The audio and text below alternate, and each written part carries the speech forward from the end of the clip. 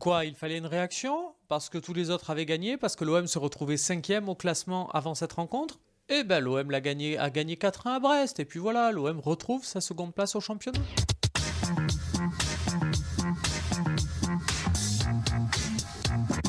Il avait eu une occasion en or de briller à Bordeaux en janvier, il ne l'avait pas saisi. Autant dire que ça sentait vraiment la dernière chance pour Amin Harit. Eh bien, il a saisi le meneur de jeu, celui qui avait été recruté pour remplacer Payet. Il a parfaitement fait oublier le meneur de jeu marseillais avec un but, avec une passe décisive, avec une belle présence et une belle percussion dans le jeu. Merci, monsieur Amin Harit.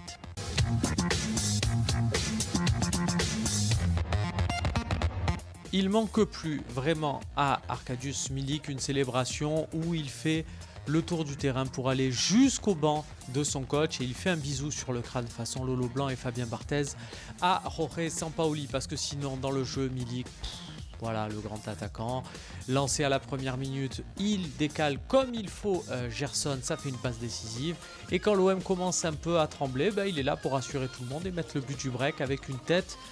Il se baisse, il s'applique, il sait parfaitement comment les mettre ses têtes. Merci là aussi, monsieur Milik.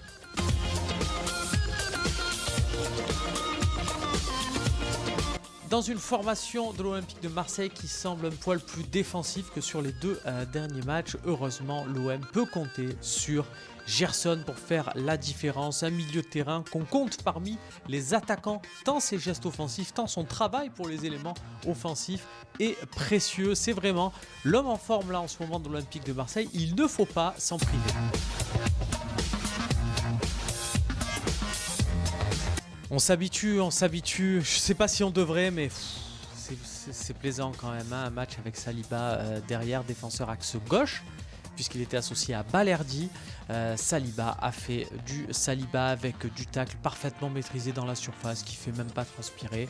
Des relances, des petites feintes pour agacer l'attaquant, mais c'est pas grave parce qu'il peut être plus énervé au pressing, il le récupérera pas pour autant.